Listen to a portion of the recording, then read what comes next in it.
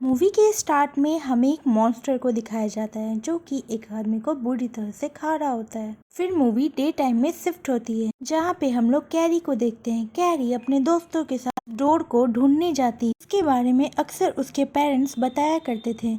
इस बार कैरी के साथ उसके कुछ दोस्त भी होते हैं। एक ग्रुप में एक बेन नाम का लड़का होता है जो कि इन सब चीजों पे यकीन करता था, जिस पे उनके बाकी के दोस्त उसका मजाक उड़ाते हैं। फिर उन लोग को वो दरवाजा दिख जाता है। वो लोग आपस में डिसाइड करते हैं कि बेन उस दरवाजे को तोड़ने जाएगा। बेन को कहीं से एक पत्थर मिलता है जिसकी मदद से वो उस दरवाजे का लॉक तोड़ने जाता है। बेन बहुत बार कोशिश करता है पर फिर भी नहीं खुलता। तभी एक बच्चा मजाक मजाक में उस मॉन्स्टर को बुलाने के लिए कुछ मंत्र बोलता है और बेन के हाथ में चोट लग जाती है और उसके हाथ से खून निकलने लगता है। वो खून उस दरवाजे के लॉक पे लग जाती है जिससे कि दरवाजा अपने आप खुल जाता है। यह सब देख के सभी लोग काफी हैरान होते हैं और डर भी जाते हैं। पहले कि वो लोग कुछ समझ पाते, वो मॉन्स्टर बाहर निकल के बेन को अपने अंदर खींच लेता है और सभी लोग ये सब देख करके भागने लगते हैं। मॉन्स्टर उनके एक और दोस्त को मार देता है। माइकल भागते भागते अपने घर तक पहुंच जाता है। माइकल की मदर उससे पूछती है कि आखिर ये सब हो क्या रहा है। माइकल के शरीर पे काफी सारा खून लगा होता है।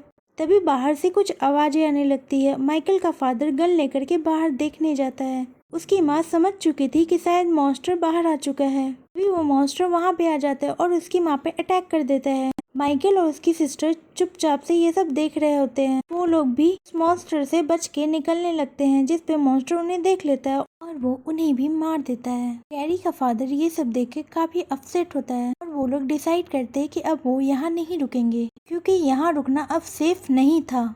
फिर वो लोग वहाँ से निकलने लगते हैं। तभी वो मॉन्स्टर उन्हें देख लेता है और उसकी मदर पे अटैक कर देता है जिससे उसकी मौत हो जाती है। कैरी और उसका फादर वहाँ से भाग जाते हैं। लोग भाग के उसी जगह पे आते हैं जहाँ पे वो डोर था।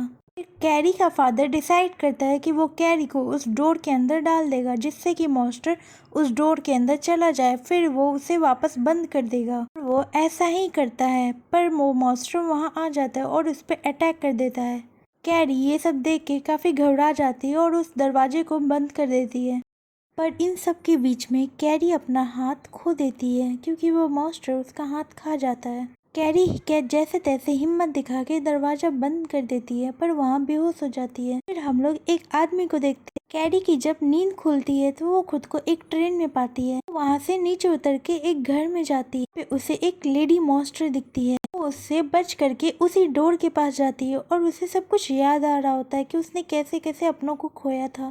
फिर वहाँ पे वो आदमी आ जाता है और वो उसे बताता है कि उसने ही उसकी हाथ की पट्टी की है। फिर कैरी समझ जाती है और वो शांत हो जाती है। वो आदमी किसी की बॉडी को दफना ही रहा होता है। तभी उसे एक पर्पल सा चमकता चीज मिलता है। फिर हम लोग देखते हैं कि रात हो जाती है और अब वो सिर्फ आदमी और सिर्फ कैरी बचते हैं। कैरी जब रात में सो रही होती है तो उसे उस आदमी का एक ब्रीफकेस मिलता है जिसे वो खोलना चाहती थी। पर तभी वो आदमी जग जाता है और उसे वो खोलने से मना कर देता है और उसे बोलता है कि वो उस डोर को और इस ब्रीफकेस को कभी ना खोले। फिर हम लोग देखते हैं कि कैरी खुद को ट्रेन करने लगती और वो आदमी उसकी बहुत मदद करता है।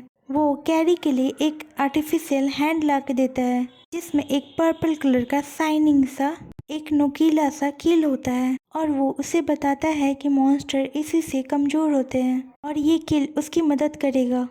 कैरी अपने अतीत को भूल नहीं पाती है और वो एक दिन आधी रात को अपने घर से निकल जाती है। कुछ दूर जाने के बाद उसे एक घर दिखता है जहाँ पे एक मॉन्स्टर खा रही होती है।